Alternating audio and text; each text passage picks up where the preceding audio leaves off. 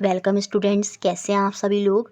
आपका अपने channel quick smart tips में बहुत बहुत स्वागत है। जैसा कि हम सीटेट साइंस पेपर 2 की तैयारी कर रहे हैं दिसंबर में होने वाले एग्ज़ाम की, और आज की क्लास में हम अपना टॉपिक नंबर 10, 11 और 12 देखने वाले हैं। ये क्लास आपके लिए मोस्ट मोस्ट मोस्ट इम्पॉर्टेंट है। इस क्लास से केमिस्ट्री का मोस्ट इम्पॉर्टेंट सेक्शन जो है वो कवर अप हो जाएगा, और डेफिनेटली आपको अपने एग्ज़ाम में 3 से 4 या 4 से 5 क्वेश्चन खाली इसी टॉपिक से देखने को मिलेंगे। इन 3 टॉपिक से आज की क्लास में हम देखेंगे एसिड, बेस और सॉल्ट, अम्ल, क्षारक और लवण, फिजिकल और केमिकल चेंज, भौतिक और रासायनिक परिवर्तन क्या होते हैं, पदार्थ, धातु एवं अधातु, मटेरियल, नॉन मेटल और मेटल। तो ये केमिस्ट्री का मोस्ट इंपॉर्टेंट सेक्शन वाले टॉपिक हैं जो एक ही क्लास में कवर अप होंगे, क्योंकि अब हमें जल्दी से रैप अप करना है, क्योंकि उसके बाद हमें पैडागोजी और प्रैक्टिस सीरीज़ भी करनी है। तो ये क्लास आपके लिए मोस्ट इंपॉर्टेंट है। साथ में जो यूपी टेट की तैयारी कर रहे हैं उनके लिए भी ये आज की क्लास मोस्ट इंपॉर्टेंट है। तो चलिए शुरू करते हैं आज की क्लास। आ जाएं। सबसे पहले हम समझेंगे कि अम्ल और क्षारक क्या होते हैं, एसिड और बेस क्या होती हैं। अगर मैं एनसीईआरटी के टर्म में सिंपल लैंग्वेज में बात करूं, तो जो सब्सटेंस खट्टे होते हैं टेस्ट में, जिनका टेस्ट कैसा होता है, सोर होता है, खट्टा होता है, तो वो आपके एसिड होते हैं। जैसे लेमन, विनेगर, जब सिरका और आप नींबू का टेस्ट करते हैं तो वो स्वाद में खट्टे होते हैं, और वो फिर आप क्या रिप्रेजेंट करेंगे उनको, वो बोलेंगे आप क्या हैं, वो एसिड हैं, वो अम्ल हैं। और ये जो एसिड वर्ड है ना, वो ओरिजिनेट हुआ है कहाँ से, लैटिन वर्ड एशियर से। इतनी बात आपको याद रखनी है। और वो सब्सटेंसेस जिनका स्वाद कड़वा होता है, बिटर होते हैं टेस्ट में, वो आपके क्या होंगे, वो बेसिस होंगे, वो आपके क्षारक होंगे। जैसे कि आप करेला, करेला स्वाद में कैसा होता है, कड़वा होता है, बिटर होता है उसका टेस्ट, इसका मतलब वो क्या है, वो बेस है, वो क्षारक है। और बेस की एक और पहचान होती है कि ये टच करने में कैसे होते हैं, ये सोपी होते हैं, ये बहुत चिकने होंगे, सोप जैसा फील होगा आपको इनको टच करने पर। किसको, बेस को टच करने पर, क्षारक को टच करने पर। ठीक है। तो इस तरह से तो आपने ये बताया, जब आप टेस्ट कर रहे हैं कि कौन एसिड है, कौन सा सब्सटेंस, कौन सा पदार्थ आपका बेस है, क्षारक है। लेकिन बिना टेस्ट करे आप कैसे बताएंगे, तो उसके लिए आपको कुछ और अदर सब्सटेंसेस चाहिए होते हैं, जो ये हमें टेस्ट कर कर बताते हैं कि कौन सा सब्सटेंस हमारा एसिड है और कौन सा सब्सटेंस हमारा बेस है या क्षारक है। और इन्हीं सब्सटेंसेस को जो टेस्ट करते हैं कि कौन सा सब्सटेंस एसिड है या बेस है, उनको हम बोलते हैं इंडिकेटर और या फिर सूचक। तो हमारे कुछ इंडिकेटर जो सूचक प्राकृतिक रूप से, नेचुरल रूप से अवेलेबल होते हैं, वो कौन कौन से होते हैं, हल्दी, लिटमस, गुड़हल की पंखुड़ियाँ जिसको हम हिबिस्कस या चाइना रोज बोलते हैं। तो ये आपके नेचुरल इंडिकेटर हैं। अभी हम देखेंगे कैसे हम इनके थ्रू चेक करेंगे कि कौन सा सब्सटेंस हमारा एसिड है और कौन सा सब्सटेंस हमारा बेस है। तो याद रखिए ये क्या होते हैं, ये हमारे सूचक होते हैं, हमारे इंडिकेटर होते हैं। एक बात और आप याद रखेंगे, अगर पीएच मान 7 से ज़्यादा होता है तो वो भी आपके क्या होते हैं, वो क्षारक होते हैं। और अगर पीएच मान 7 से कम होता है तो वो आपके अम्ल होते हैं, एसिड होते हैं। और पीएच मान अगर एग्जैक्ट 7 है तो वो आपका न्यूट्रल होगा। जैसे कि पानी, पानी का पीएच मान 7 होता है तो वो आपका न्यूट्रल स्टेट में है, एग्जैक्ट 7। तो ये बात भी आपको याद रखनी है। जैसा कि मैंने बताया, हल्दी, लिटमस, ये जो लिटमस है ना, ये आपको कहाँ से मिलता है, याद रखिएगा, ये हमें लाइकेन से मिलता है। और ये क्वेश्चन सीटेट में आया है कि litmus is extracted from where, litmus जो है वो कहाँ से प्राप्त होती है, कहाँ से एक्सट्रैक्ट होती है, तो ये लाइकेन। और ये लाइकेन जो है वो क्या होती है, आप नेट पर सर्च कर सकते हैं, ये पेड़ों की छाल के ऊपर उग जाती है ना, ये किसी स्टोन पत्थर के ऊपर उग जाती है, वहाँ पर ग्रो कर जाती है। तो वहीं उसी से हमें लिटमस का पेपर मिलता है, और उस पेपर पर ही हम टेस्ट करेंगे कि कौन सा सब्सटेंस एसिड है, कौन सा सब्सटेंस बेस है। और 9th-10th में जब आप एक्सपेरिमेंट करते थे तो आप लिटमस पेपर का ही यूज़ करते थे और बताते थे कि कौन सा सब्सटेंस आपका अम्ल है और कौन सा सब्सटेंस आपका क्षारक है। देखिए, जब लिटमस ऐड करते हैं हम किसी एसिडिक सॉल्यूशन पर, तो वो उसके कलर को क्या कर देता है, रेड कर देता है। Blue litmus turn red. देखिए यहाँ पर क्या कह रहा है कि जो लिटमस है ना, वो दो तरह के होते हैं। एक तो होता है आपका रेड, रेड पेपर, और एक होता है आपका ब्लू। ठीक है। अब ये रेड करेगा, तो रेड को तो रेड करेगा, तो उससे तो आप नहीं बता पाएंगे कि कौन सा एसिड है कौन सा बेस है। लेकिन ये ब्लू को जब रेड करेगा तो उससे आप बता देंगे कि ये क्या है, ये एसिड है, ये अम्ल है। तो जब लिटमस रेड कलर देगा, मतलब ब्लू को रेड कर देगा, तो वो आपका क्या होगा, वो आपका एसिड होगा। सेम ऐसे ही जब लिटमस ब्लू कलर देगा मतलब ब्लू पर अगर वो ब्लू कलर देगा तो आपको पता नहीं चलेगा। लेकिन जब वो रेड को ब्लू कर देगा तो वो उससे पता चल जाएगा कि वो सब्सटेंस कैसा था, वो सब्सटेंस आपका क्षारक है, वो बेस है। तो जब एसिड के साथ ऐड होता है लिटमस, तो ये क्या करता है, ये ब्लू को रेड कर देता है, क्योंकि रेड तो रेड ही रहेगा, तो ये रेड कलर देगा, ठीक है। और जब लिटमस क्या कहते हैं, बेस के साथ रिएक्ट करेगा, क्षारक के साथ रिएक्ट करेगा, तो ये क्या कलर देता है, ये ब्लू कलर देता है। और ब्लू का कैसे देगा, ये रेड को क्या कर देगा, ब्लू कर देगा। तो एसिड रेड कलर देगा और बेस कैसा कलर देगा, ब्लू कलर देगा। और रेड कलर कब देगा, रेड पेपर पर तो देगा नहीं, सीधी सी बात है, ब्लू पेपर को रेड करेगा। सेम ऐसे ही ये जो ब्लू कलर देगा किस पर देगा, ब्लू पेपर पर तो ब्लू ही रहेगा, तो रेड को ब्लू कर देगा, ठीक है। इस तरह से लिटमस से भी हम टेस्ट कर सकते हैं कि कौन सा सब्सटेंस हमारा एसिड है और कौन सा सब्सटेंस हमारा बेस है। अब अगर मैं हल्दी की बात करूं, टर्मरिक की बात करूं, तो हल्दी भी बहुत अच्छी तरह से इंडिकेटर, सूचक की तरह काम करती है। ये जो होती है बेस के साथ रिएक्शन करती है। बेसिक सॉल्यूशन जो क्षारक के विलयन होते हैं, सॉल्यूशन होते हैं, उनके साथ रिएक्शन कर कर उनका कलर कैसा कर देती है, रेड कर देती है, लाल कर देती है। और आपने देखा ही होगा जो सोप होते हैं, सोप आपके क्षारक होते हैं, बेस होते हैं। जब आपकी किसी शर्ट पर जिस पर हल्दी लग गई है और आप उसको धुलते हैं, तो धोने से होगा क्या, वो जो हल्दी का कलर है वो रेड हो जाएगा। इसका मतलब वो जो सोप था वो कैसा था, वो बेस था, वो क्षारक था, और जिसकी वजह से रिएक्शन होने पर टर्मरिक ने उसका कलर कैसा कर दिया, रेड कर दिया। तो याद रखिए, टर्मरिक जो होती है वो बेस को रेड कर देती है और ये एसिड के साथ रिएक्शन नहीं करती। इट मीन्स वहाँ पर इसका कलर कैसा रहेगा, येलो का येलो ही रहेगा। और ये क्वेश्चन सीटेट में आया है, तो याद रखिएगा, टर्मरिक हल्दी एसिड के साथ कोई रिएक्शन नहीं करेगी, उसको येलो ही रहने देगी, लेकिन बेस जो क्षारक है उसको रेड कर देगी। अब देखिए, अगर मैं यहाँ पर शुगर डालूं, चीनी को डालूं, तो क्या होगा। बहुत से सब्सटेंस ऐसे होते हैं जो अपना कलर चेंज नहीं करते, ना तो वो रेड होंगे ना वो ब्लू होंगे लिटमस पेपर पर। तो वो सब्सटेंस आपके न्यूट्रल सब्सटेंस होंगे, जैसे कि शुगर। तो याद रखिए, वो उदासीकरण सब्सटेंस होते हैं जो आपके रिएक्शन नहीं करेंगे, जहाँ पर कोई भी कलर चेंज नहीं होगा। इसके बाद हम चाइना रोज को वो देख लेते हैं, जिसको हम हिबिस्कस बोलते हैं या फिर गुड़हल की पंखुड़ियाँ बोलते हैं। तो गुड़हल की पंखुड़ियाँ जब एसिड के साथ रिएक्ट करती हैं तो ये मैजेंटा कलर देती हैं। कैसा कलर देती हैं, मैजेंटा कलर देती हैं। और जब ये बेस क्षारक के साथ रिएक्ट करती हैं तो ये ग्रीन कलर देती हैं, आपका हरा रंग देती हैं।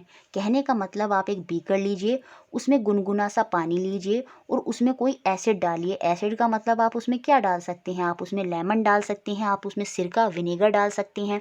और साथ में आपको क्या डालनी है, उसमें चाइना रोज़ की पत्तियां डालनी हैं। आपको जो हिबिस्कस का पेड़ होता है उसकी पत्तियां डालनी हैं, और वहाँ पर फिर आपको रिएक्शन देखने को मिलेगी। और जो पानी है उसका कलर कैसा हो जाएगा, मैजेंटा हो जाएगा। सेम ऐसी अगर उसमें आप शैम्पू या फिर कोई सोप डाल देंगे तो वहाँ पर जो पंखुड़ियाँ हैं वो उस पानी का रंग कैसा कर देंगी, वो उस पानी का रंग हरा कर देंगी, ग्रीन कर देंगी। अब देखिए, यहाँ पर एक टेबल दी है और जिसमें कुछ एसिड और बेस हैं, और ये आपको याद होने ही चाहिए, क्योंकि मैच द फॉलोइंग करके एक क्वेश्चन आता ही है कि सेलेक्ट करिए कि कौन से सब्सटेंस में कौन सा एसिड पाया जाता है। जैसे आपसे पूछ लेगा विनेगर में क्या है, तो एसिडिक। सेम ऐसी याद रखिए, चींटी अगर आपको काट लेती है तो उसके डंक में, उसकी स्ट्रिंग में कौन सा एसिड होता है, वो फॉर्मिक एसिड होता है। ऑरेंज और लेमन में सिट्रिक एसिड। जो दही है, कर्ड है, उसमें आपका लैक्टिक एसिड। जो स्पिनच है, जो पालक है, उसमें आपका ऑक्जेलिक एसिड। आंवला में कौन सा होता है, विटामिन सी, जिसको हम एस्कॉर्बिक एसिड बोलते हैं। अच्छा, आप कमेंट बॉक्स में मुझे लिखकर बताएंगे कि हम सारे विटामिनों को क्या बोलते हैं। ये मैंने काफ़ी बार बताया है, vitamin A, vitamin B, vitamin C और विटामिन ई के दूसरे नाम क्या हैं। जैसे विटामिन ए को हम क्या बोलते हैं, रेटिनॉल भी बोलते हैं। तो सेम ऐसे आप मुझे बताएंगे vitamin B, vitamin C, vitamin D और विटामिन ई को हम क्या बोलते हैं, ठीक है। यहाँ पर सी को तो बता ही दिया है, एस्कॉर्बिक एसिड। ये इंपॉर्टेंट है, टार्ट्रिक एसिड। टार्ट्रिक एसिड आपका किस में पाया जाता है, टैमरिंड। टैमरिंड क्या होती है, आपकी इमली, ग्रेप्स जो आपके अंगूर हो गए और अनराइप मैंगो जो आपके कच्चे आम हो गए, इन सब में टार्ट्रिक एसिड पाया जाता है। तो आप ये याद कर लीजिएगा। सेम ऐसी जो आपका सोप होता है, ये कुछ बेस बताए हैं यहाँ पर, कुछ क्षारक बताए हैं। सोप के अंदर क्या होता है, सोडियम हाइड्रोक्साइड या फिर पोटाशियम हाइड्रोक्साइड। सेम ऐसे ही मिल्क ऑफ मैग्नीशिया होता है। जब आपके पेट में ज़्यादा अमाउंट में एसिड हो जाता है तो आप कौन सी दवाई खाते हैं, आप वो दवाई खाते हैं जिसके अंदर क्या होता है, मैग्नीशियम हाइड्रोक्साइड होता है, जिसे हम मिल्क ऑफ मैग्नीशिया बोलते हैं। सेम ऐसी जो विंडो को क्लीन करने के लिए आपके क्लीनर आते हैं, उनके अंदर क्या होता है, उनके अंदर अमोनियम हाइड्रोक्साइड होता है। और जो लाइम वाटर होता है, जो चूने वाला पानी होता है, उसके अंदर क्या होता है, आपका कैल्शियम हाइड्रोक्साइड होता है। और ये सारी चीज़ें आपको याद रखनी है। इसके बाद हम समझेंगे कि उदासीकरण क्या होता है, न्यूट्रलाइजेशन क्या होता है। देखिए, जब एसिड, अम्ल और बेस रिएक्ट करते हैं सेम अमाउंट में, ठीक है, 5 ड्रॉप एसिड की हैं, 5 ड्रॉप बेस की हैं, तो जब एसिड और बेस रिएक्ट करते हैं तो वहाँ पर एक नया सब्सटेंस बनकर तैयार हो जाता है, जिसे हम बोलते हैं सॉल्ट। और साथ में आपका पानी जो H2O होता है वो रिलीज़ होता है। और ये क्वेश्चन सीटेट में बना है कि जब एसिड और बेस रिएक्शन करते हैं तो न्यूट्रलाइजेशन रिएक्शन में क्या फॉर्म होता है। तो न्यूट्रलाइजेशन रिएक्शन में आपका वाटर और साथ में जो सॉल्ट, जिसके हम लवण बोलते हैं, वो फॉर्म होता है। और यही जो एसिड और बेस की रिएक्शन है, अम्ल और क्षारक की रिएक्शन है, अभिक्रिया है, इसे ही हम क्या बोलते हैं, उदासीकरण, न्यूट्रलाइजेशन बोलते हैं। और इसमें क्या रिलीज होगा, इसमें आपका हमेशा एक लवण सॉल्ट रिलीज होगा और साथ में पानी H2O रिलीज होगा। यहाँ पर एक इक्वेशन भी दी है, HCl जो कि हमारा एसिड है, सोडियम हाइड्रोक्साइड जो कि हमारा क्या होगा, एक अम्ल होगा, सॉरी बेस होगा। सोडियम हाइड्रोक्साइड क्या होगा, वो आपका क्षारक होगा, बेस होगा। जब एसिड और बेस की रिएक्शन हुई तो यहाँ पर क्या बनकर तैयार हुआ, आपका सोडियम क्लोराइड NaCl। और इस सोडियम क्लोराइड को हम क्या बोलते हैं, सॉल्ट बोलते हैं, लवण बोलते हैं। और साथ में यहाँ पर हमारा पानी भी रिलीज होगा, H2O। तो ये याद रखिएगा, ये बहुत ज़्यादा इंपॉर्टेंट इसमें है। बाकी अब हम देखेंगे कि डेली लाइफ में न्यूट्रलाइजेशन हमें कैसे देखने को मिलता है। और NCERT में इसको एक फिनोफ्थलीन के सॉल्यूशन के थ्रू बताने की कोशिश करी गई है। और यहाँ से सीटेट में पता नहीं कितनी बार क्वेश्चन पूछा है फिनोफ्थलीन के थ्रू। सिंपल से एग्जाम्पल से मैं समझा देती हूँ। एक बीकर है, बीकर के अंदर फिनोफ्थलीन का सॉल्यूशन पड़ा है। किसका सॉल्यूशन है, फिनोफ्थलीन का सॉल्यूशन। और फिनोफ्थलीन का जो सॉल्यूशन होगा वो कलरलेस होगा, उसका कोई कलर नहीं होता।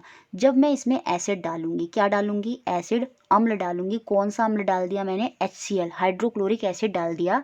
तो मैं देखूंगी कि जो फिनोफ्थलीन का कलर है वो वैसा ही रहेगा, वो कलरलेस रहेगा, वहाँ पर उसका कोई कलर चेंज नहीं होगा। तो मुझे यहाँ से एक निष्कर्ष मिलेगा, एक बात पता चलेगी क्या, कि जो फिनोफ्थलीन होते हैं वो एसिड के साथ रिएक्शन नहीं करते, वो अम्ल के साथ रिएक्शन नहीं करते। और वहाँ पर उनका कलर क्या होगा, चेंज नहीं होगा, वो कलरलेस ही रहेगा।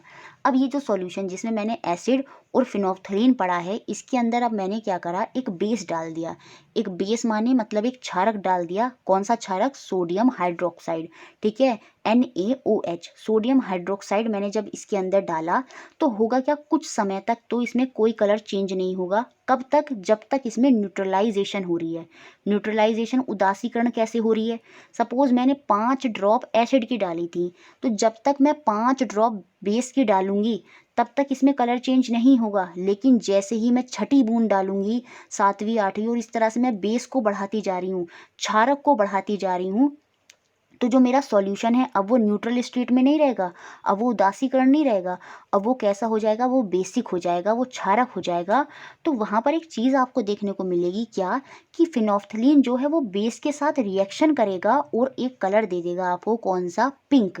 तो यहाँ से सॉल्यूशन से ये पता चला, न्यूट्रलाइजेशन में भी फिनोफ्थलीन में कोई कलर चेंज नहीं होगा। फिनोफ्थलीन एसिड के साथ भी रिएक्ट नहीं करता। इसका मतलब जो फिनोफ्थलीन जब न्यूट्रलाइजेशन में चेंज नहीं होगा तो जो सॉल्ट बन रहा है उसमें न्यूट्रलाइजेशन के समय, उसके साथ भी फिनोफ्थलीन रिएक्शन नहीं करेगा। सीटेट में पूछा था, क्या phenolphthalein, sodium chloride, NaCl, sodium chloride क्या होगा, वो एक आपका सॉल्ट होगा, लवण होगा, जो कि न्यूट्रलाइजेशन उदासीकरण में फॉर्म होगा। उसके साथ क्या फिनोल्फथलीन रिएक्ट करेगा?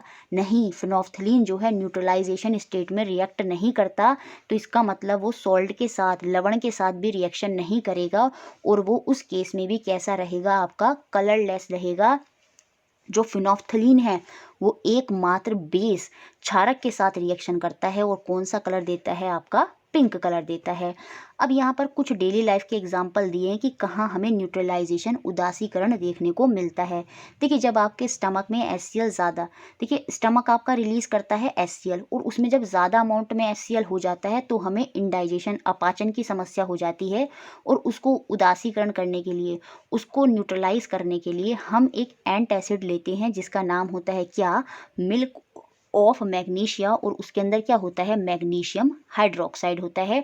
और ये क्वेश्चन सीटेट 2019 में ही आया है कि जब आपके स्टमक में HCl ज़्यादा अमाउंट में होता है, जिससे आपको इंडाइजेशन होता है, तो उस समय हम कौन सा बेस लेंगे, कौन सा क्षारक लेंगे, तो उस समय हम मिल्क ऑफ मैग्नीशिया या फिर हम मैग्नीशियम हाइड्रोक्साइड जिसको बोलेंगे, इसको हम कंज्यूम करेंगे, ताकि वहाँ पर न्यूट्रलाइजेशन हो जाए, उदासीकरण हो जाए। सेम ऐसे ही जब आपको चींटी काट लेती है, क्योंकि उसमें फॉर्मिक एसिड होता है, तो आपकी बॉडी के अंदर लिक्विड के थ्रू फॉर्मिक एसिड चला जाता है, जिससे आपको इचिंग होती है, खुजली आती है। तो उसको ठीक करने के लिए, उसको न्यूट्रलाइज करने के लिए आप क्या यूज़ करते हैं, कैलामाइन या फिर बेकिंग सोडा का यूज़ करते हैं। और ये भी क्वेश्चन सीटेट में पूछा गया है, तो याद रखिए क्या यूज़ करते हैं, कैलामाइन या फिर बेकिंग सोडा। सेम ऐसे ही जब फर्टिलाइज़र आप ज़्यादा यूज़ करते हैं, किसमें, सॉइल में, मृदा में, तो सॉइल जो है या तो आपकी बहुत ज़्यादा एसिडिक हो जाएगी, या फिर बहुत ज़्यादा वो कैसी हो जाएगी, क्षारकीय हो जाएगी, बेसिक हो जाएगी। तो उस केस में उसको न्यूट्रलाइज करने के लिए, उसको उदासीकरण करने के लिए हम क्या यूज़ करते हैं, कैल्शियम ऑक्साइड या फिर कैल्शियम हाइड्रोक्साइड। कैल्शियम ऑक्साइड को क्या बोलते हैं, क्विक लाइम, और कैल्शियम हाइड्रोक्साइड को क्या बोलते हैं, स्लेग्ड लाइम। इनका यूज़ करते हैं कब, जब हमारी सॉइल बहुत ज़्यादा एसिडिक हो जाती है। जब उसमें बहुत ज़्यादा एसिड होगा, अम्ल होगा, तो सीधी सी बात है हम उसमें बेस डालेंगे, और बेस के रूप में हम क्षारक के रूप में क्या डालते हैं, क्विक लाइम, जिसको हम कैल्शियम ऑक्साइड, या फिर स्लेग्ड लाइम जिसको हम कैल्शियम हाइड्रोक्साइड बोलते हैं। और जब हमारी सॉइल बहुत ज़्यादा बेसिक हो जाती है, क्षारक हो जाती है, तो उस केस में हम ऑर्गेनिक मैटर का यूज़ करते हैं, जैसे कि खाद वगैरह होते हैं, नेचुरल खाद जो होता है वो हम उसके अंदर डालते हैं, जब हमारी सॉइल कैसी हो जाती है, क्षारकीय हो जाती है, बेसिक हो जाती है। तो ये सारे पॉइंट थे जो आपको एसिड, बेस और सॉल्ट से याद रखने थे, और मुझे लगता है ये सारे पॉइंट आपको क्लियर हो गए होंगे। नेक्स्ट अब जो हम इसमें समझेंगे वो है हमारा फिजिकल एंड केमिकल चेंज, भौतिक तथा रासायनिक परिवर्तन। और ये बहुत ही इम्पॉर्टेंट है, और यहाँ से भी क्वेश्चन बनता है। वीडियो अच्छी लग रही है तो प्लीज़ उसको लाइक कर दें, अगर नहीं किया है तो शेयर एंड में ज़रूर करना है, और अगर किसी ने सब्सक्राइब नहीं किया है तो वो भी कर दें। 1000 प्लस का टारगेट है लाइक का, तो वो पूरा करना है, तो प्लीज़ लाइक ज़रूर करना है। तो आइए समझते हैं। देखिए, हमारे आसपास बहुत से फिजिकल और केमिकल चेंज होते हैं, बहुत से भौतिक और रासायनिक परिवर्तन होते रहते हैं। जैसे अब हम समझेंगे कि कौन से फिजिकल हैं, कौन से केमिकल हैं। जैसे आप पेपर को कट कर देते हैं पीसीज में, लेकिन वो फिर से रीअटैच नहीं हो सकता। लेकिन वहाँ पर आपने देखा होगा कि जब आपने पेपर को कट करा तो वहाँ पर क्या हुआ, उसके साइज में चेंज हो गया, उसके छोटे छोटे पीसीज हो गए। लेकिन ऐसा थोड़ी हुआ कि पेपर से कोई एक नया सब्सटेंस बनकर तैयार हो गया, नया पदार्थ बन गया, नहीं। ठीक है, सेम ऐसी जो चौक है हम ब्लैक बोर्ड पर लिखते हैं, वो घिसकर उसका पाउडर नीचे गिर जाता है, और उससे हम फिर से चौक नहीं बना सकते। तो वहाँ पर भी हमने उसकी शेप को चेंज कर दिया, उसके छोटे छोटे पीसीज हो गए। ठीक है, सेम ऐसे ही होता है क्या है, पानी को हम आइस में बदल देते हैं, और आइस को हम पानी में बदल देते हैं। तो उससे ऐसा थोड़ी होता है कि पानी से पानी मीठा हो जाएगा, या पानी की कोई जो स्टेट है उसमें हमने बस परिवर्तन किया है, उससे उसमें कोई नया सब्सटेंस नहीं बना। तो जब ऐसे चेंजेस होते हैं जिनमें हम किसी की अवस्था, स्टेट, जैसे हमने क्या करा, उसे सॉलिड से लिक्विड कर दिया, पानी को आइस से बर्फ, आइस से हमने क्या करा, पानी बना दिया। फिर हमने क्या करा, पानी से उसको आइस बना दिया। तो हमने उसकी स्टेट में चेंज करा, उसकी अवस्था में चेंज करा। या फिर हम उसकी कोई फिजिकल प्रॉपर्टी में चेंज करते हैं जैसे कि शेप, साइज़ या कलर, तो वो क्या होता है, वो चेंजेस हमारे कैसे होते हैं, वो हमारे फिजिकल चेंजेस होते हैं, भौतिक परिवर्तन होते हैं। और इनमें कभी भी कोई भी नया पदार्थ नहीं बनता।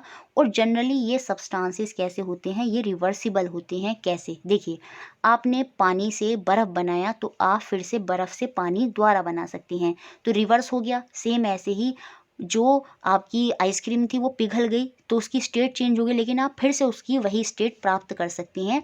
तो ये रिवर्सिबल होती हैं। जैसे पेंट करा आपने वॉल पर, तो उसमें क्या हुआ, आपने उसका कलर चेंज कर दिया, कुछ समय बाद आप उस पर दूसरा कलर चेंज कर देंगे, तो उससे ये थोड़ी हो रहा है कि वॉल जो है उससे कोई नया सब्सटेंस बन के तैयार होता है। ठीक है, तो वो फिजिकल चेंज है जहाँ पर हम उसकी क्या चेंज कर रहे हैं, किसी भी ऑब्जेक्ट की सिर्फ शेप चेंज कर रहे हैं, या उसका साइज चेंज कर रहे हैं, या उसका कलर चेंज कर रहे हैं। जैसे ब्रेड को छोटे छोटे पीसीज में काट दिया, तो वहाँ पर हमने क्या करा, ब्रेड की साइज़ को चेंज कर दिया, ब्रेड की शेप को चेंज कर दिया। तो ये जो फिजिकल प्रॉपर्टीज़ में चेंजेस करते हैं, या फिर हम किसी स्टेट में परिवर्तन करते हैं जैसे सॉलिड से लिक्विड, लिक्विड से गैस, और जहाँ पर हमें कोई नया सब्सटेंस बनकर तैयार नहीं होता, तो वही आपके कौन से चेंजेस होते हैं, वही आपके फिजिकल चेंजेस होते हैं। तो इनको पहचानना बहुत आसान होगा आपके लिए। अब आप बड़ी आसानी से बता देंगे कि कौन से आपके फिजिकल चेंज हैं। और जनरली याद रखिएगा, ये फिजिकल चेंज जो होते हैं वो आपके रिवर्सिबल होते हैं। इनको फिर से वापस उसी स्टेट में प्राप्त किया जा सकता है, जैसे मैंने आपको आइस वाला एग्जाम्पल दे ही दिया है। अब हम बात करेंगे कि कौन से सब्सटेंसेस केमिकल चेंज होते हैं। देखिए, जिन सब्सटेंस में रिएक्शन के बाद कोई नया सब्सटेंस फॉर्म्ड होगा और वो कभी रिवर्स भी नहीं हो सकते, तो वही आपके केमिकल चेंज होंगे। जैसे दूध से दही बनाना, एक बार दूध से दही बन गया तो वो रिवर्स नहीं हो सकता, और वहाँ पर एक नया सब्सटेंस बनकर तैयार हो गया। हमें मिल्क से कर्ड मिल गया, दूध से दही मिल गया, तो वो आपका क्या है, केमिकल चेंज है। बाकी एनसीईआरटी में देखते हैं कि कौन कौन सी रिएक्शन बताई हैं जिनको आपको याद करना है, क्योंकि यहाँ से क्वेश्चन बनते हैं कि केमिकल चेंज हमें कैसे देखने को मिलता है। आपने देखा होगा, जो आयरन होता है, जो लोहा होता है, उसको अगर आप बाहर बहुत समय तक छोड़ दें तो वो ऑक्सीजन, और ऑक्सीजन में जो नमी है, जो वाटर है, उसके साथ रिएक्शन कर लेता है, और रिएक्शन करने के बाद क्या बनाता है, आपका आयरन ऑक्साइड बनाता है, जिसे हम क्या बोलते हैं, रस्ट बोलते हैं या फिर जंग बोलते हैं। तो ये भी एक हमारा केमिकल चेंज है। वहाँ पर एक नया सब्सटेंस बन गया, क्या, आयरन ऑक्साइड, और जो जंग उस पर लग गई है वो लोहा क्या फिर से ठीक हो जाएगा, नहीं हो सकता। ठीक है, आप सिर्फ रस्टिंग को रोक सकते हैं, लेकिन एक बार रस्टिंग हो गई, एक बार जंग लग गया, तो वो लोहा ठीक नहीं हो सकता। तो इसका मतलब वहाँ पर एक नया सब्सटेंस बन गया, कौन सा, आयरन ऑक्साइड। ठीक है, तो ये यहाँ पर क्या है, आपका एक केमिकल चेंज है। याद रखिएगा, जो आयरन है, जो लोहा है, वो रिएक्शन कर जाता है किसके साथ, हवा के साथ, और हवा में जो नमी है, जो पानी है, उसके साथ। ठीक है, इसके बाद यहाँ पर एक मैग्नीशियम का एग्जाम्पल दिया है, और ये बहुत इंपॉर्टेंट है, सीटेट में पूछा गया है। देखिए, जब मैग्नीशियम, जो कि आपकी एक मेटल है, जो कि एक धातु है, तो मैग्नीशियम का यहाँ पर एक रिबन लिया, और उसमें जब रिएक्शन कराएंगे किसकी, ऑक्सीजन की, ऑक्सीजन की प्रेजेंस में हमने उसे हीट करा, तो होगा क्या, जो मैग्नीशियम है वो आपका किस में बदल जाएगा, मैग्नीशियम ऑक्साइड में बदल जाएगा, MgO। और ये जो मैग्नीशियम ऑक्साइड होगा, ये एक पाउडर की फॉर्म में होगा। तो देखा, जो अभी मैग्नीशियम एक रिबन में था, वो किस में बदल गया, वो पाउडर में बदल गया। तो यहाँ पर हमें केमिकल चेंज देखने को मिला। तो जो पॉइंट याद रखने वाला है वो ये है कि मैग्नीशियम जब ऑक्सीजन के साथ रिएक्ट करता है और वहाँ पर हम उसको हीटअप करते हैं, वहाँ पर हम उसको हीटअप, जब वहाँ पर हम उष्मा देते हैं, तो क्या बनता है, आपका मैग्नीशियम ऑक्साइड बनता है। और इसी जो ये पाउडर वाला मैग्नीशियम ऑक्साइड है, इसकी रिएक्शन जब मैं वाटर के साथ कराऊंगी, जल के साथ रिएक्शन कराऊंगी, तो मुझे बेस मिल जाएगा magnesium hydroxide, MgOH2। Magnesium hydroxide क्या होगा, मैंने बताया था, जो हाइड्रोक्साइड जिनके आगे लगा होगा वो क्या होंगे, वो आपके क्षारक होंगे, वो आपके बेस होंगे। तो यहाँ पर जब मैग्नीशियम ऑक्साइड की, ये क्वेश्चन बन सकता है आपका सीटेट में। ठीक है, मैग्नीशियम की मैग्नीशियम की ऑक्सीजन से रिएक्शन कराई तो बना MgO, मैग्नीशियम ऑक्साइड। और इसी मैग्नीशियम ऑक्साइड की जब आपने जल से H2O से रिएक्शन कर दी, तो क्या बन गया आपका मैग्नीशियम हाइड्रोक्साइड, MgOH2। और जैसा कि आपको पता ही है ये मैग्नीशियम ऑक्साइड आपका क्षारक होता है, ये बेस होता है। तो ये क्या करेगा, ये रेड लिटमस को ब्लू कर देगा। क्या कर देगा, रेड लिटमस को ब्लू कर देगा। ठीक है, उसके बाद यहाँ पर और भी बताया है, जो कॉपर सल्फेट का सॉल्यूशन है CuSO4, एक सॉल्यूशन दिया है किसका, कॉपर सल्फेट का, जिसको हम हिंदी में क्या बोलते हैं, नीला थोथा। अब क्वेश्चन बन जाएगा कॉपर सल्फेट का दूसरा नाम क्या है, तो कॉपर सल्फेट का दूसरा नाम है नीला थोथा। जब इसकी हम आयरन लोहे के साथ Fe के साथ रिएक्शन कराते हैं तो वहाँ पर हमें क्या मिलता है, FeSO4, आयरन सल्फेट का सॉल्यूशन मिल जाता है, और वो उसके कलर को नीले से क्या कर देता है, हरा कर देता है। तो हमें एक नया सॉल्यूशन अलग से मिल गया FeSO4। जो सॉल्यूशन पहले CuSO4 था, अब वो सॉल्यूशन कैसा हो गया, वो आपका आयरन सल्फेट हो गया, जो पहले कॉपर सल्फेट था। तो एक नया सब्सटेंस मिला, कलर भी चेंज हो गया, कहाँ से, ब्लू से आपका ग्रीन हो गया, नीले से आपका हरा हो गया, और एक आपको कॉपर जो है उसमें से अलग हो जाएगी। तो ये डिस्प्लेसमेंट रिएक्शन का भी एग्जाम्पल है, जिसको हम मेटल और नॉन मेटल में देखेंगे अभी कि डिस्प्लेसमेंट क्या होता है। जो ज़्यादा रिएक्टिव मेटल होता है, जैसे कि यहाँ पर जो लोहा है वो ज़्यादा रिएक्टिव है कॉपर से, तो इसने इसको डिस्प्लेस कर दिया, इसने इसको हटा दिया और रिएक्शन हो गई, और आपका FeSO4 बन गया और कॉपर यहाँ पर अलग हो गया। तो इस तरह से ये केमिकल चेंजेस के एग्जाम्पल NCERT में दिए हैं। एक और एग्जाम्पल देखते हैं, क्योंकि सारे एग्जाम्पल हमें देखने हैं, यहाँ से क्वेश्चन बनेंगे। ठीक है, सिरका, जिसमें क्या होता है, एसिटिक एसिड होता है, इसका मतलब ये एसिड है, ये अम्ल है। इसकी जब हमने खाने का सोडा, जिसे हम बोलते हैं क्या, सोडियम हाइड्रोक्साइड कार्बोनेट, याद रखिए, सोडियम हाइड्रोक्साइड या फिर कार्बोनेट, बिल्कुल याद रखना है। खाने के सोडा क्या होता है, सोडियम हाइड्रोजन कार्बोनेट। क्या होता है, सोडियम हाइड्रोजन कार्बोनेट। खाने के सोडा को क्या बोलते हैं, सोडियम हाइड्रोजन कार्बोनेट। इन दोनों की रिएक्शन कराते हैं तो हमें क्या मिलता है, कार्बन डाइऑक्साइड यहाँ पर प्रोड्यूस होती है।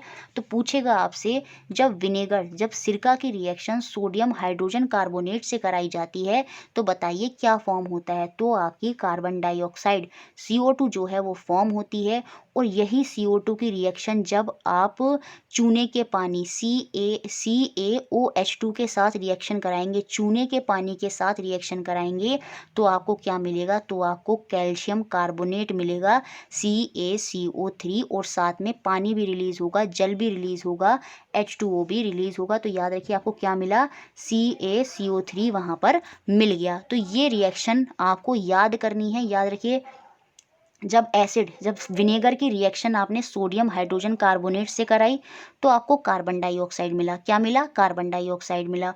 और जब उसी कार्बन डाइऑक्साइड की रिएक्शन आपने लाइम वाटर, चूने के पानी से करा दी, तो आपको कैल्शियम कार्बोनेट मिल गया। ठीक है, इस तरह से ये रिएक्शन आपको याद रखनी है। देखिए, इसके बाद हमें देखना है कि जो बर्निंग होती है, किसी भी सब्सटेंस को आप बर्न करेंगे, जैसे लकड़ी को बर्न कर रहे हैं या किसी भी सब्सटेंस को आप बर्न कर रहे हैं, जैसे पेपर को बर्न कर रहे हैं, तो उसमें ऐश, आपको राख मिल जाती है, तो वो भी आपका एक केमिकल चेंज ही होता है।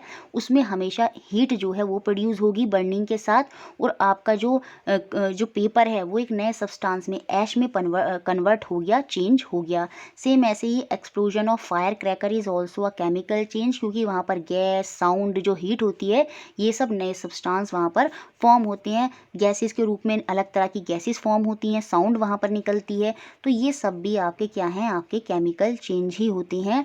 जो खाना बनाते हैं, क्वेश्चन आएगा फोटोसिंथेसिस क्या है, जो पौधे अपना खाना बनाते हैं वो भी एक केमिकल रिएक्शन ही होती है, क्योंकि वहाँ पर एक रिएक्शन होगी, और रिएक्शन से जो है प्लांट जो है क्या करेंगे, क्लोरोफिल की हेल्प से और जो आपका वाटर है उसकी मदद से अभिक्रिया कर कर आपका क्या बनाते हैं, भोजन बनाते हैं, अपना फूड बनाते हैं। तो वो भी आपकी एक केमिकल ही चेंज होता है और केमिकल रिएक्शन वहाँ पर होती है। सेम ऐसे जो डाइजेशन होता है, जो आपका पाचन होता है, वो भी एक केमिकल रिएक्शन है। जैसे मैंने उसमें बताया ही था आपको, जब आपके पेट में ज़्यादा अमाउंट में HCl होता है तो हम वहाँ पर MgOH2 मैग्नीशियम हाइड्रोक्साइड डालते हैं न्यूट्रलाइज करने के लिए। तो जो पाचन है, जो डाइजेशन है, वो भी आपका क्या है, केमिकल रिएक्शन ही होता है। तो क्वेश्चन पूछेगा कौन सा केमिकल चेंज है, कौन सा फिजिकल चेंज है। तो ये सारे पॉइंट आप याद रखिएगा कि जो बर्निंग होती है, जो एक्सप्लोशन ऑफ फायर क्रैकर है, डाइजेशन है, जो पेड़ पौधे अपना फोटोसिंथेसिस, प्रकाश संश्लेषण कर रहे हैं, वो सब क्या है, वो सब रासायनिक परिवर्तन ही है, केमिकल चेंज ही है। ठीक है, तो फिजिकल और केमिकल चेंज आपको क्लियर हो गया होगा, और जो जो रिएक्शन एनसीईआरटी में बताई हैं वो भी मैंने आपको बता दी हैं। समझ में आ गई हैं तो ठीक है, वरना तो याद तो आपको करनी ही पड़ेंगी, ठीक है। इसके बाद यहाँ पर एक क्वेश्चन बनेगा एनसीईआरटी में जो बना ही है कि गैल्वेनाइजेशन क्या होता है, क्योंकि इसकी बात हुई है। अ लेयर ऑफ क्रोमियम या फिर जिंक, जस्ता जिसको बोलते हैं, जब हम जस्ते की परत को चढ़ा देते हैं आयरन के ऊपर, अप्लाई टू द आयरन, यही प्रोसेस जिसमें हम एक लेयर चढ़ा रहे हैं जिंक की आयरन के ऊपर, वही आपकी क्या कहलाई जाती है, गैल्वेनाइजेशन कहलाई जाती है। जिंक की परत चढ़ाने के प्रक्रम को ही हम यशद लेपन बोलते हैं, यही आपका गैल्वेनाइजेशन होता है।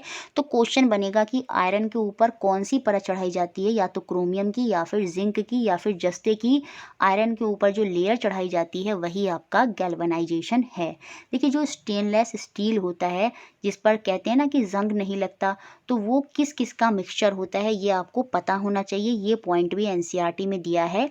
Is made by mixing carbon in iron, ज़्यादा अमाउंट में क्या होगी, कार्बन होगी, और कुछ other metal such as chromium, nickel और मैग्नीज, ये भी मिलाए जाते हैं स्टेनलेस स्टील को बनाने में। तो याद रखिएगा, कार्बन, क्रोमियम, निकल और मैग्नीज, ठीक है।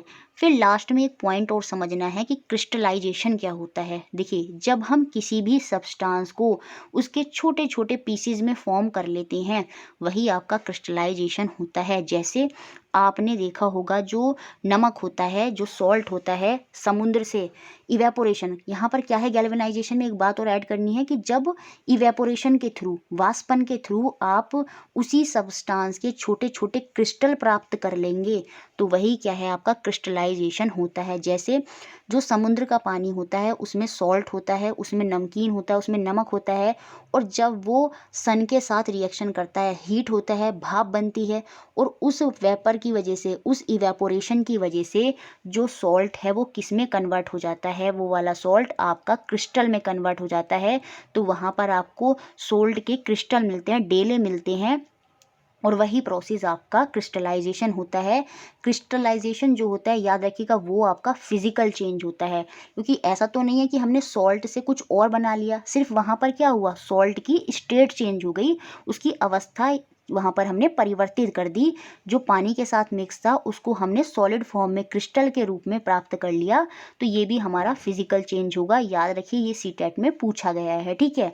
तो crystal of pure and large size of substance can be obtained from their solution, उनके सॉल्यूशन से, उसी सब्सटेंस के जब हम बड़े बड़े क्रिस्टल प्राप्त कर लेंगे, ठीक है, तो वही प्रोसेस क्या कहलाती है, आपकी क्रिस्टलाइजेशन कहलाती है। और ये हमारा फिजिकल भौतिक परिवर्तन होता है। और एक एग्जाम्पल एनसीईआरटी में दिया है, क्या एग्जाम्पल दिया है, एक बीकर में पानी लेंगे, एक बीकर में वाटर लेंगे, और उसमें few drop of sulphuric acid हम डाल देंगे। क्या डाल देंगे, few drops of sulphuric acid डालेंगे, और उस पानी को हीट करेंगे, heat the water and add some copper sulphate. अब उसमें हम क्या करेंगे, पहले तो हमने सल्फ्यूरिक एसिड डाला, फिर हमने उसमें अपना कॉपर सल्फेट भी डाला, और उसमें हम जो ये कॉपर सल्फेट है ना, वो तब तक डालते रहेंगे कि जब तक उसमें और कॉपर सल्फेट ऐड हो ही ना सके। उसके बाद हम उसको खूब हीट करेंगे, और उसके बाद हम उसको ठंडा होने के लिए कुछ समय के लिए रख देंगे, और वहाँ पर हम देखेंगे जो पानी है वो किस में बदल गया होगा, वो आपका क्रिस्टल में बदल गया होगा। किसके क्रिस्टल में, कॉपर सल्फेट के क्रिस्टल में। और ये कैसे रिएक्शन हुई, इवेपोरेशन, वाष्पन के थ्रू ऐसा हुआ, और वहाँ पर कॉपर सल्फेट के हमें क्रिस्टल प्राप्त हो गए, और यही आपकी क्रिस्टलाइजेशन होती है, क्रिस्टलीकरण होता है। तो मुझे लगता है ये भी आपको अच्छे से क्लियर हो गया होगा। तो ये था हमारा दूसरा टॉपिक, फिजिकल और केमिकल चेंज। देखिए सबसे पहले इसमें हम समझेंगे कि कौन से सब्सटेंस मेटल होते हैं और कौन से सब्सटेंस नॉन मेटल होते हैं। हमारे आसपास बहुत से सब्सटेंस होते हैं, बहुत से पदार्थ होते हैं, उनमें कुछ मेटल हैं, कुछ धातु हैं, और उनमें कुछ नॉन मेटल होते हैं। तो हम उनको आइडेंटिफाई कैसे करते हैं कि कौन सा सब्सटेंस मेटल है या फिर कौन सा सब्सटेंस नॉन मेटल है, तो उसको हम आइडेंटिफाई करते हैं उनकी करैक्टरिस्टिक से, उनके गुणों से। उनके गुणों से हम बताते हैं कि कौन सा सब्सटेंस क्या है, और वो कौन से गुण होते हैं, वो उनके फिजिकल और केमिकल गुण होते हैं, भौतिक और रासायनिक गुण होते हैं। उनके थ्रू ही हम बताएंगे कि कौन सा सब्सटेंस मेटल है।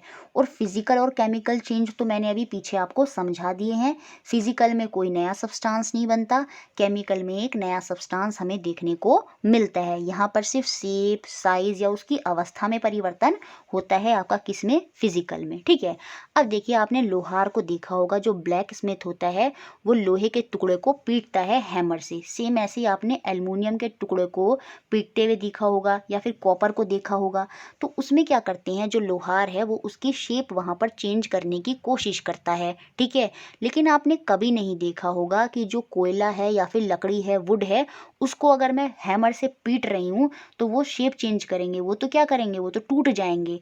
तो यहाँ से मुझे ये पता चला अलग अलग सब्सटेंसेस अलग अलग गुण शो करते हैं, अलग अलग प्रॉपर्टी शो करते हैं, और उनकी इसी अलग अलग प्रॉपर्टी से हम बताते हैं कि कौन से सब्सटेंस मेटल हैं और कौन से सब्सटेंस मेटल हैं। तो जो सब्सटेंस आपके बीट करने पर, हैमर से मारने पर, जैसे आयरन और एल्युमिनियम अपनी शेप को चेंज कर देते हैं, उनसे हम शीट बना लेते हैं, तो वो सब्सटेंस आपके मेटल होते हैं, जिनके अंदर मैलेबिलिटी, आघात वर्धनता, यही प्रॉपर्टी, हैमर से मारने वाली, बीट करने की प्रॉपर्टी, जिसमें वो शीट में कन्वर्ट हो जाती हैं, यही क्वालिटी सब्सटेंस की क्या कहलाती है, मैलेबिलिटी कहलाती है, आघात वर्धनता कहलाती है। और जनरली जो मेटल होते हैं, जो धातु होते हैं, वो आम तौर पर यही प्रॉपर्टी शो करते हैं, एक्सेप्ट मरकरी और एक दो और होंगे। लेकिन याद रखिएगा यहाँ पर अपवाद, एक्सेप्शन तो होंगे, लेकिन जनरली शब्द बोला मैंने, क्या बोला, आम तौर पर जो धातु हैं वो क्या होती हैं, वो मैलिएबल होते हैं, वो आघात वर्धनीय होते हैं, जैसे आयरन, एल्युमिनियम, कॉपर। इनको बीट करने पर आप इनको शीट में कन्वर्ट कर सकते हैं। तो यही आपकी आघात वर्धनता होती है। जबकि जो नॉन मेटल होंगे, जैसे कि कोयला और लकड़ी, ये नॉन मेटल हैं, इनको आप बीट करने पर इनकी शेप चेंज नहीं कर सकते, ये दोनों टूट जाएंगे। ठीक है, ऐसे ही कुछ सब्सटेंस जैसे आयरन, कॉपर, गोल्ड, इनको पुल्ड करा जा सकता है या फिर इनको स्ट्रेच, इनको खींचा जा सकता है, और खींचने से इनसे क्या बनाए जा सकते हैं, इनसे वायर बनाए जा सकते हैं। जैसे आपने कॉपर के वायर देखे होंगे, गोल्ड की आप चेन देखते हैं, है ना, आयरन के वायर होते हैं। तो ये जो होते हैं ये पुल्ड हो जाते हैं, इनको हम स्ट्रेच कर सकते हैं, खींच सकते हैं और वायर में कन्वर्ट कर सकते हैं। और यही प्रॉपर्टी इन सब्सटेंस की क्या कहलाती है, डक्टिलिटी कहलाती है, तन्यता कहलाती है। और ये प्रॉपर्टी जनरली कौन शो करते हैं, ये मेटल शो करते हैं, धातु शो करते हैं। ठीक है, याद रखिएगा, डक्टिबिलिटी ज़्यादातर कौन से सब्सटेंस शो करेंगे, मेटल, जैसे कि आयरन, कॉपर, गोल्ड। अब देखिए बहुत से सब्सटेंस मेटल हैं और बहुत से सब्सटेंस नॉन मेटल हैं, तो आपको सब याद नहीं रखने। जितने मैंने इस वीडियो में बताऊंगी कि कौन से मेटल हैं, कौन से नॉन मेटल हैं, सिर्फ उनके नाम पता होने चाहिए, और वही सीटेट में पूछते हैं। इससे बाहर नॉन मेटल और मेटल आपको ज़्यादा ध्यान में नहीं रखना है। अब देखिए, some substances are hard, shiny, malleable, ductile, conductor of heat and electricity. और जो सब्सटेंस ये सारी प्रॉपर्टी शो करते हैं लगभग, वो आपके क्या होते हैं, वो आपके मेटल होते हैं, वो आपके धातु होते हैं। तो याद रखिए, मेटल कैसे होते हैं, हार्ड होते हैं। अब आप कहेंगे जो डायमंड होता है, जो हीरा होता है, वो तो नॉन मेटल होता है, वो तो अधातु होता है। तो मैंने बोला कुछ एक्सेप्शन हैं, अपवाद तो होंगे यहाँ पर, लेकिन जनरली आम तौर पर जो मेटल होते हैं वो ज़्यादा हार्ड होते हैं, शाइनी होते हैं, मैलेबल होते हैं, डक्टाइल होते हैं, तन्य होते हैं, कंडक्टर ऑफ हीट और इलेक्ट्रिसिटी होते हैं। और यही प्रॉपर्टी जिन सब्सटेंसों में होती है वो आपके मेटल होते हैं, वो आपके धातु होते हैं। अब धातुओं के नाम याद रखिएगा, आयरन, कॉपर, गोल्ड, ये तो हो गए, साथ में एल्युमिनियम भी बताया मैंने आपको, और यहाँ पर कैल्शियम और मैग्नीशियम, ये सब भी क्या हैं, ये सब भी आपके मेटल हैं, धातु हैं। और इसके अपोजिट जो प्रॉपर्टी शो करेंगे वो आपके अधातु होंगे, जो आपके हार्ड नहीं होंगे, जो आपके डक्टाइल नहीं होंगे, जो आपके मैलिएबल नहीं होंगे, जो आपके पुअर कंडक्टर होंगे ऊष्मा के और विद्युत के, इलेक्ट्रिसिटी और हीट के, तो वो आपके अधातु होंगे, नॉन मेटल होंगे। और उनके एग्जाम्पल आपको याद रखने हैं, सल्फर, कार्बन, ऑक्सीजन और फॉस्फोरस। चारों के चारों नाम याद रखने हैं, सल्फर, कार्बन, ऑक्सीजन और फॉस्फोरस, चारों के चारों नॉन मेटल हैं। याद रखिएगा, सल्फर, कार्बन, ऑक्सीजन और फॉस्फोरस क्या हैं, आपके नॉन मेटल। ठीक है, उसके बाद कुछ एक्सेप्शन और देख लेते हैं। देखिए यहाँ पर और तो कोई एक्सेप्शन नहीं लिखा, नहीं। इसके बाद देखिए जो सोडियम और पोटाशियम, अब मैंने दो और नाम बोले, सोडियम और पोटाशियम। ये जो सोडियम और पोटाशियम होते हैं, सोडियम को हम Na से रिप्रेजेंट करते हैं, पोटाशियम को हम K से रिप्रेजेंट करते हैं। ये दोनों भी क्या होते हैं, धातु होते हैं, मेटल होते हैं। और अभी मैंने बोला था जो मेटल, जो धातु हैं वो हार्ड होते हैं, लेकिन ये एक्सेप्शन है, ये सॉफ्ट होते हैं। ये कैसे होते हैं, ये सॉफ्ट होते हैं। सिमिलरली ऐसे ही जो डायमंड है वो हमारा एक नॉन मेटल है, अधातु है, लेकिन वो हमारा हार्डेस्ट सब्सटेंस है। सबसे हार्ड कौन होता है, सबसे हार्ड डायमंड है, जो कि हमारा नॉन मेटल है। ऐसे ही जो बिस्मथ और लेड हैं, बिस्मथ और लेड, लेड जिसे हम पीवी बोलते हैं, ठीक है, ये दोनों भी क्या होते हैं, ये आपके क्या होते हैं, are not a good conductor of electricity but they are metal. जैसे कि मैंने बोला जो धातु हैं, मेटल हैं, वो गुड कंडक्टर ऑफ इलेक्ट्रिसिटी और ऊष्मा, हीट, लेकिन जो बिस्मिथ और लीड हैं, लेड हैं, सॉरी लीड बोल दिया, लेड, जो बिस्मिथ और लेड है ये एक गुड कंडक्टर नहीं है, जबकि ये क्या है, ये धातु हैं, ये मेटल हैं। तो जितने भी मेटल और नॉन मेटल के नाम मैंने यहाँ पर बोले वो आप याद कर लीजिएगा। सोडियम, पोटाशियम, बिस्मिथ, लेड, ये सब क्या है, ये सब मेटल है। मैग्नीशियम मेटल है, लेकिन ऑक्सीजन, ऑक्सीजन, सल्फर, फॉस्फोरस, ये क्या बताए थे, ये मैंने आपको नॉन मेटल बताए थे। ऐसे ही कार्बन। तो ये तो हमने फिजिकल प्रॉपर्टी के थ्रू समझा कि कौन सा सब्सटेंस मेटल है और कौन सा पदार्थ आपका नॉन मेटल है, ठीक है। अब हम केमिकल प्रॉपर्टी के थ्रू, रासायनिक गुणों के थ्रू समझेंगे कि कौन सा सब्सटेंस मेटल है या फिर कौन सा पदार्थ आपका नॉन मेटल है। सबसे पहले देखेंगे रिएक्शन विद ऑक्सीजन। क्या मेटल और नॉन मेटल रिएक्शन करते हैं ऑक्सीजन के साथ, ये समझना बहुत ज़रूरी है। और याद रखिए यहाँ से एक क्वेश्चन बनना ही बनना है, तो बहुत ध्यान से इसको समझ लीजिएगा। मेटल और नॉन मेटल दोनों के दोनों ऑक्सीजन के साथ रिएक्शन करते हैं, अभिक्रिया करते हैं, और क्या बनाते हैं, मेटल आपके मेटल ऑक्साइड बनाते हैं और नॉन मेटल आपके नॉन मेटल ऑक्साइड बनाते हैं। लेकिन जो इम्पोर्टेंट पॉइंट है याद रखने का वो ये है, मेटल जो होते हैं वो बेसिक इन नेचर होते हैं, इनकी जो प्रकृति होती है वो कैसी होती है, वो क्षारीय होती है, वो बेसिक होती है। और जो नॉन मेटल होते हैं वो आपके एसिडिक इन नेचर होते हैं, उनकी प्रॉपर्टी जो होती है वो अम्लीय होती है। याद रखिए मेटल जो होंगे वो क्षारकीय होंगे, वो बेसिक इन नेचर होंगे, लेकिन जो नॉन मेटल हैं वो आपके एसिडिक इन नेचर होते हैं, वो आपके अम्लीय होते हैं। ये बहुत इंपॉर्टेंट पॉइंट है, बार बार बोल रहे हैं, मेटल आपके बेस होंगे, क्षारक होंगे, लेकिन जो नॉन मेटल हैं वो आपके अम्ल होंगे, एसिड होंगे, ठीक है। अब यहाँ पर कुछ रिएक्शन है जो हमने आयरन वाली बात समझी थी। देखिए जो आयरन होता है, जो लोहा होता है, जब उसकी ऑक्सीजन और जल, जो वायु में ऑक्सीजन है और वहाँ पर थोड़ी नमी भी है, तो उस नमी में पानी है, H2O है, तो जब आयरन की रिएक्शन, लोहे की रिएक्शन उनके साथ होती है तो वो कहाँ पर क्या बनता है आपका, FeOH, मतलब आयरन ऑक्साइड वहाँ पर बन जाता है to create FeOH2 which form क्या, आयरन ऑक्साइड Fe2O3। तो ये जो आयरन ऑक्साइड आपका बना, ठीक है, ये यहाँ पर क्या है, ये आपकी कैसी प्रॉपर्टी शो करेगा, याद रखना ये बेसिक इन नेचर होगा, ये क्षारकीय होगा। कैसा होगा, क्षारकीय होगा। सेम ऐसे ही जो मैग्नीशियम है, अभी हमने पीछे भी समझा था आपका फिजिकल और केमिकल चेंज में, वहाँ पे भी रिएक्शन थी। जब मैग्नीशियम की रिएक्शन किससे हो रही थी, ऑक्सीजन से। जो मैग्नीशियम का रिबन था उसको हम जला रहे थे, तो वहाँ से हमें क्या मिल रहा था, वहाँ से हमें मैग्नीशियम ऑक्साइड मिल रहा था, MgO मिल रहा था, जो कि आपका पाउडर फॉर्म में था। और उस पाउडर को जब आप लिटमस पेपर पर चेक करेंगे तो हमने देखा था वो कैसी प्रॉपर्टी शो करेगा, वो आपकी क्षारकीय बेसिक प्रॉपर्टी शो करेगा। और बेसिक प्रॉपर्टी में वो क्या कर देगा, लाल को नीला कर देगा। तो याद रखना जो मेटल होते हैं वो कैसी प्रॉपर्टी शो करते हैं, वो आपकी बेसिक प्रॉपर्टी, क्षारकीय प्रॉपर्टी शो करते हैं, जबकि जो नॉन मेटल हैं वो आपकी एसिडिक प्रॉपर्टी शो करते हैं, अम्लीय प्रॉपर्टी शो करते हैं, ठीक है। यहाँ पर यही बात लिखी है, मैग्नीशियम का जो रिबन है वो एल्केलाइन है, वो क्षारकीय है, वो बेसिक है। और जब हम उसको डिसॉल्व करते हैं उस ऐश को, और वहाँ पर हमने ये यहाँ पर सिर्फ ये लिखा है कि उसका नेचर जो होता है वो क्षारकीय होता है। और वहाँ पर जो हमें MgO मिलती है, मैग्नीशियम ऑक्साइड मिलती है, वो किस फॉर्म में होती है, वो हमारी ऐश के फॉर्म में होती है, वो राख के फॉर्म में होती है जब हम उसको जलाते हैं। ये हमने पीछे भी समझा है, ठीक है। यहाँ पर एक और एग्जाम्पल है और ये CTET में पूछा भी गया है।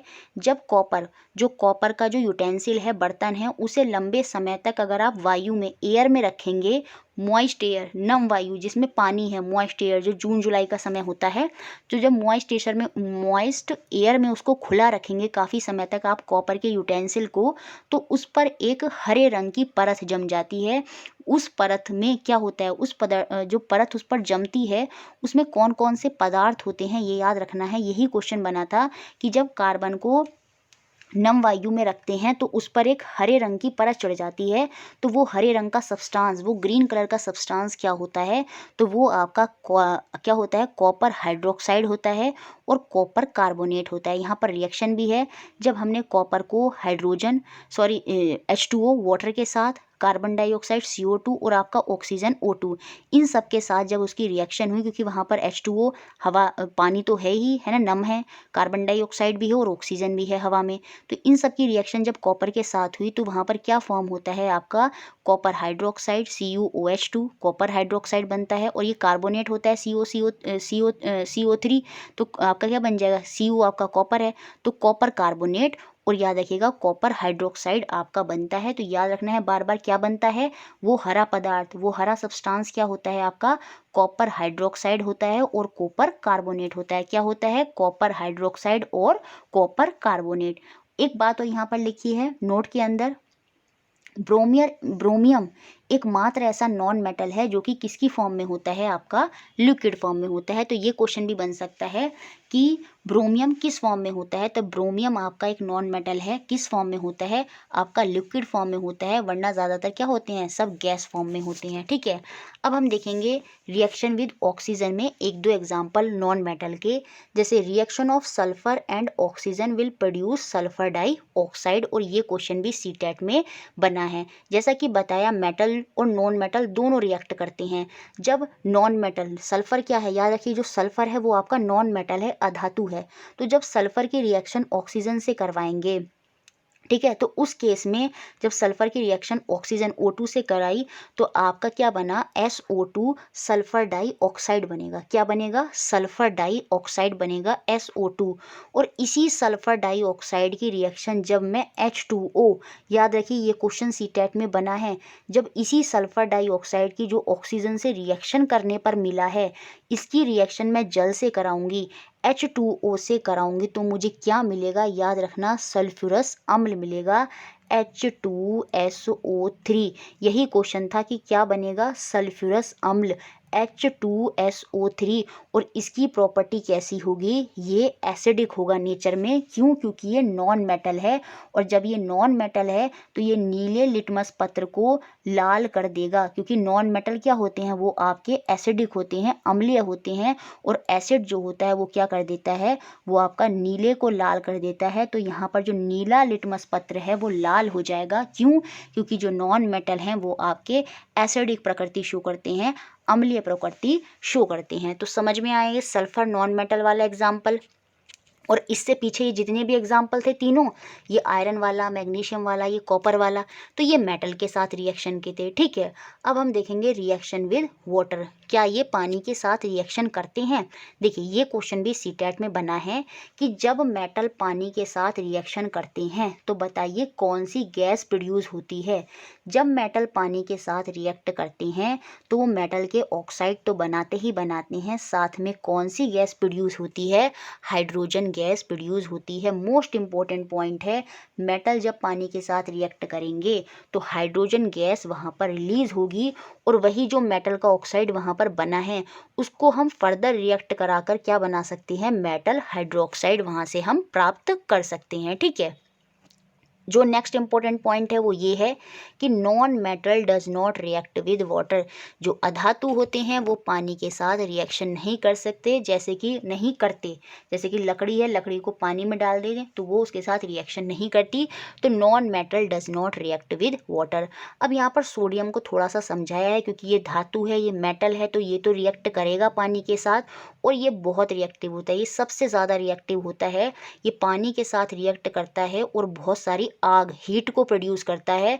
ठीक है, तो इसलिए हम इसको पानी से दूर रखते हैं और ये ऑक्सीजन के साथ भी रिएक्शन करता है, इसलिए हम इसको किस में डुबो कर रखते हैं, हम इसको केरोसिन के ऑयल में रखते हैं ताकि ये रिएक्शन ना करे, क्योंकि ये बहुत रिएक्टिव मेटल होता है। ये वाटर और ऑक्सीजन के साथ रिएक्शन करता है और हीट को प्रोड्यूस करता है, आग लगा देता है, तो इसलिए हम इसको केरोसिन के ऑयल में रखते हैं। ठीक है। Sodium react with water to form sodium hydroxide and hydrogen gas is produce. याद रखना कौन सी गैस प्रोड्यूस होगी हमेशा वाटर के साथ रिएक्शन पर, हाइड्रोजन गैस। ठीक है। Non metal can also react with air. Water की बात नहीं कर रही हूँ यहाँ पर, मैं बात कर रही हूँ एयर की। जो अधातु हैं वो एयर के साथ, नॉन मेटल जो है वो एयर के साथ रिएक्ट कर सकते हैं, इसीलिए हम उनको वाटर में रखते हैं। ठीक है। याद रखिएगा, इसका एग्जाम्पल दिया है यहाँ पर फॉस्फोरस। जो फॉस्फोरस है वो आपका एक नॉन मेटल है। याद रखना फॉस्फोरस क्या है, आपका नॉन मेटल है और ये बहुत रिएक्टिव होता है। तो ये क्वेश्चन भी बनेगा, नॉन मेटल में कौन रिएक्टिव होता है एयर के साथ, फॉस्फोरस होता है, जो प्रोड्यूस करता है heat in presence of air. इसलिए हम फॉस्फोरस को पानी में डुबो कर रखते हैं, क्योंकि वो एयर के साथ बहुत जल्दी रिएक्ट करता है और वहाँ पर हीट को प्रोड्यूस करता है। देखिए अब हम देखेंगे क्या मेटल एसिड और बेस के साथ रिएक्शन करते हैं, सेम ऐसे ही क्या नॉन मेटल एसिड और बेस के साथ रिएक्शन करते हैं। तो देखिए जो आम तौर पर हमारे नॉन मेटल होते हैं, जनरली जो हमारे नॉन मेटल अधातु हैं वो एसिड और बेस के साथ रिएक्शन नहीं करते। बस इतना पॉइंट आपको नॉन मेटल में याद रखना है।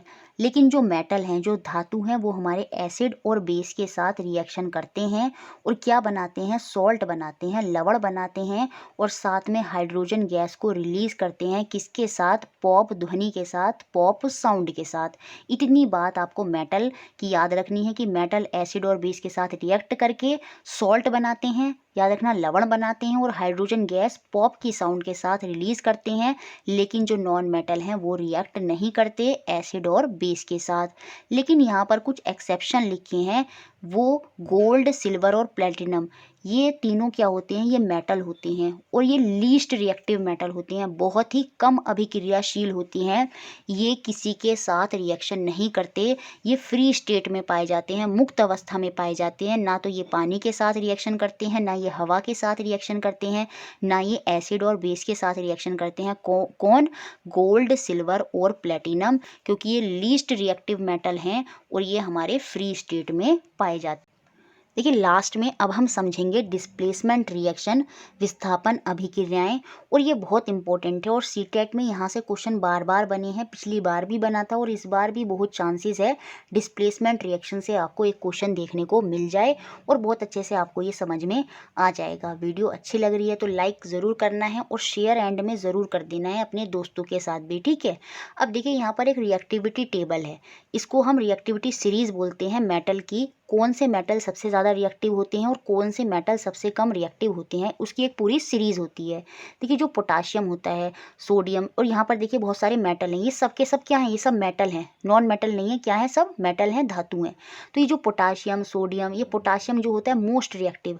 तो एक क्वेश्चन तो यही बन जाएगा आपका एग्जाम में कि कौन मोस्ट रिएक्टिव है, सबसे ज़्यादा रिएक्टिव कौन सा होता है, वो पोटाशियम। सोडियम भी होता है, कैल्शियम, फिर मैग्नीशियम, फिर एल्युमिनियम, फिर कार्बन, फिर जिंक, फिर आयरन, फिर टिन, फिर लेड, फिर हाइड्रोजन। कॉपर देखिए कितना नीचे है, तो कॉपर भी आपका ज़्यादा अच्छा रिएक्टिव नहीं होता, बहुत लीस्ट रिएक्टिव होता है। सिल्वर, फिर गोल्ड, और सबसे बेकार रिएक्टिव, लीस्ट रिएक्टिव कौन सा होता है, वो आपका प्लेटिनम होता है। और ये देखो, ये जो सिल्वर, गोल्ड और प्लेटिनम है, ये रिएक्टिविटी सीरीज में सबसे नीचे होते हैं और इसीलिए ही तो ये फ्री स्टेट में पाए जाते हैं, क्योंकि ये किसी के साथ रिएक्शन नहीं करते। कौन, सिल्वर, गोल्ड और प्लेटिनम, ये लीस्ट रिएक्टिव होते हैं। उसके बाद कॉपर भी बहुत कम रिएक्टिव होता है, हाइड्रोजन, लेड, आयरन जो है वो ज़्यादा रिएक्टिव है, किससे, टिन से और लेड से। ऐसे ही जो जिंक है वो ज़्यादा रिएक्टिव है, किससे, आयरन से। तो इस तरह से ये रिएक्टिविटी टेबल है, ये आपको याद करनी है। अगर ये याद है तो डिस्प्लेसमेंट से जो क्वेश्चन है वो आपका गलत नहीं होगा। सिंपल सी टेबल है, 2-3 बार पढ़ेंगे तो याद हो जाएंगे। जो सारे नियम वाले हैं, जैसे aluminium, magnesium, calcium, potassium, sodium, ये सब ऊपर हैं टेबल में, है ना। उसके बाद जो इंपॉर्टेंट याद रखना है वो याद रखना है, जिंक पहले ऊपर है, फिर आयरन है, फिर आपका टिन है और फिर आपका लेड है। ये चारों याद रखने हैं, जिंक, आयरन, टिन और लेड। ठीक है। सबसे पहले जिंक, फिर आयरन, फिर टिन, फिर लेड, और फिर बाद में हाइड्रोजन, फिर कॉपर। इस तरह से सिल्वर, गोल्ड और प्लेटिनम सारे आप याद कर लीजिएगा। ठीक है। अब देखिए ये रिएक्शन है, इसको रिएक्शन के थ्रू ही समझेंगे। जैसे हमारे पास एक सॉल्यूशन है किसका, कॉपर सल्फेट का, CuSO4 का एक सॉल्यूशन है। अब इस सॉल्यूशन में एक मेटल पहले से ही है, कौन सा मेटल है, कॉपर Cu। ठीक है, अब मैंने इसकी रिएक्शन कराई किसके साथ, जिंक के साथ। ठीक है, तो आप पहले चेक करेंगे जो मेटल सॉल्यूशन में पड़ा है और जिस मेटल के साथ मैंने अभी इसकी रिएक्शन कराई, इन दोनों में से रिएक्टिव कौन सा है, तो जिंक ज़्यादा रिएक्टिव है। तो जो मेटल हम बाद में रिएक्शन के लिए ऐड कर रहे हैं, अगर वो ज़्यादा रिएक्टिव है तो यहाँ पर रिएक्शन होगी, अन्यथा रिएक्शन जो है वो नहीं होगी, अभिक्रिया नहीं होगी। क्योंकि यहाँ पर जिंक जो है वो ज़्यादा रिएक्टिव है, Zn जो है वो ज़्यादा रिएक्टिव है, इसका मतलब ये रिएक्शन करेगा और रिएक्शन के बाद ये जो कॉपर जो कम रिएक्टिव था ये यहाँ से बाहर हो जाएगा और जिंक सल्फेट का सॉल्यूशन जो है वो बन जाएगा। और यही आपकी विस्थापन अभिक्रिया होती है, जब एक मेटल डिस्प्लेस कर देता है, हटा देता है दूसरे मेटल को फ्रॉम इट्स कंपाउंड। ये कंपाउंड ही था, इस कंपाउंड में से जो मेटल है वो एक दूसरे मेटल ने हटा दिया और वहाँ पर एक रिएक्शन हुई और इस रिएक्शन में क्या हुआ, जो ज़्यादा रिएक्टिव था, जिंक यहाँ पर ज़्यादा रिएक्टिव था, उसने कम रिएक्टिव कॉपर को यहाँ से हटा दिया। यही रिएक्शन आपकी क्या होती है, डिस्प्लेसमेंट रिएक्शन होती है। और ये डिस्प्लेसमेंट रिएक्शन तभी होती है जब दूसरा मेटल जिसके साथ आप रिएक्ट करा रहे हैं, जैसे जिंक सॉल्यूशन से दूसरा वाला मेटल, ठीक है, जिसके साथ आप रिएक्शन करा रहे हैं वो ज़्यादा रिएक्टिव होना चाहिए। जब वो ज़्यादा रिएक्टिव होगा तभी आपकी डिस्प्लेसमेंट रिएक्शन होगी। अगर वो ज़्यादा रिएक्टिव नहीं होगा तो डिस्प्लेसमेंट रिएक्शन यहाँ पर नहीं होगी, क्योंकि इसमें डिस्प्लेसमेंट रिएक्शन आपकी हो गई क्योंकि जिंक जो था वो ज़्यादा रिएक्टिव था। लेकिन अब अगर मैं इस सॉल्यूशन में रिएक्शन कराऊं तो देखिए यहाँ पर है जिंक सल्फेट और यहाँ पर है कॉपर। तो ये जो जिंक है सॉल्यूशन के अंदर वो ज़्यादा रिएक्टिव है, लेकिन जिसके साथ मैं रिएक्शन करा रही हूँ, कॉपर के साथ मैं रिएक्शन करा रही हूँ, ये कम रिएक्टिव है और कम रिएक्टिव होने की वजह से यहाँ पर जो रिएक्शन है वो नहीं टेक प्लेस करेगी और कोई भी डिस्प्लेसमेंट यहाँ पर नहीं होगा। सेम ऐसी आयरन के साथ जब कॉपर की रिएक्शन कराई जाएगी तो कॉपर इसको नहीं निकाल पाएगा। क्यों? क्योंकि यहाँ पर कॉपर जो है वो कम रिएक्टिव है। तो जो मेटल जिस धातु में से, जिस सॉल्यूशन में से आपको मेटल निकालना है, तो वो मेटल तभी निकल पाएगा जब जिस दूसरे मेटल से आप रिएक्शन करा रहे हैं, जैसे कॉपर से, जिंक से हमने रिएक्शन करवाई, वो अगर ज़्यादा रिएक्टिव होगा किस मेटल से, जो मेटल उस सॉल्यूशन के अंदर है। उस सॉल्यूशन के मेटल से अगर जो मेटल हम रिएक्ट करा रहे हैं वो ज़्यादा होगा, उसकी रिएक्टिविटी ज़्यादा होगी, तभी आपकी रिएक्शन होगी, अदरवाइज़ आपकी रिएक्शन नहीं होगी। तो सीटेट में यही क्वेश्चन पूछा जाता है बार बार कि बताइए, ऐसे आपको 3 इक्वेशन दे देगा बनाकर और पूछेगा बताइए कौन सी रिएक्शन यहाँ पर हो जाएगी। तो इक्वेशन देखकर घबराना नहीं है, सिर्फ आपको ये सीरीज़ याद रखनी है। अगर जो दूसरा मेटल जिसके साथ रिएक्शन हो रही है अगर वो ज़्यादा रिएक्टिव हुआ तो रिएक्शन हो जाएगी, अगर वो ज़्यादा रिएक्टिव नहीं हुआ तो रिएक्शन वहाँ पर नहीं होगी। ठीक है, अब यहाँ पर देखिए लास्ट में ये याद रखिएगा कि मेटलॉइड क्या होते हैं। ठीक है, जो आपके ना मेटल होते हैं ना आपके नॉन मेटल होते हैं। ठीक है, जो बीच में होते हैं वो मेटलॉइड होते हैं। तो उसमें कौन कौन से आते हैं आपके, बोरॉन, सिलिकॉन, जर्मेनियम, आर्सेनिक। तो इन चारों के नाम याद रखिएगा, बोरॉन, सिलिकॉन, जर्मेनियम, आर्सेनिक, ये आपके मेटलॉइड होते हैं। देखिए एक और इम्पोर्टेंट क्वेश्चन जो सीटेट में बना है वो क्या है, a purple coloured solution iodine non metal is applied to the wound as an antibiotic. जब आपके चोट लग जाती है तो अपने घाव पर, अपने वुंड पर आप क्या लगाते हैं, आप एक पर्पल कलर का एक सॉल्यूशन, बैंगनी कलर का एक सॉल्यूशन अपनी चोट के ऊपर लगाते हैं। तो वो सॉल्यूशन कौन से नॉन मेटल का होता है, तो वो सॉल्यूशन किसका होता है, वो आयोडीन का होता है। तो ये क्वेश्चन बना है कि उसमें कौन सा मेटल बोल रहे हैं, नॉन मेटल, अधातु। आयोडीन जो होता है वो आपका अधातु है, नॉन मेटल है। तो उसमें कौन सा नॉन मेटल होता है, तो उसमें आपका आयोडीन होता है उस पर्पल कलर के सॉल्यूशन में। तो ये थी हमारी पूरी वीडियो, पूरा मैराथन। गाइज इनमें बहुत मेहनत लगती है, प्लीज़ इनको शेयर कर दिया करें, लाइक कर दिया करें और अपने अच्छे अच्छे कमेंट कर दिया करें। Thank you for watching.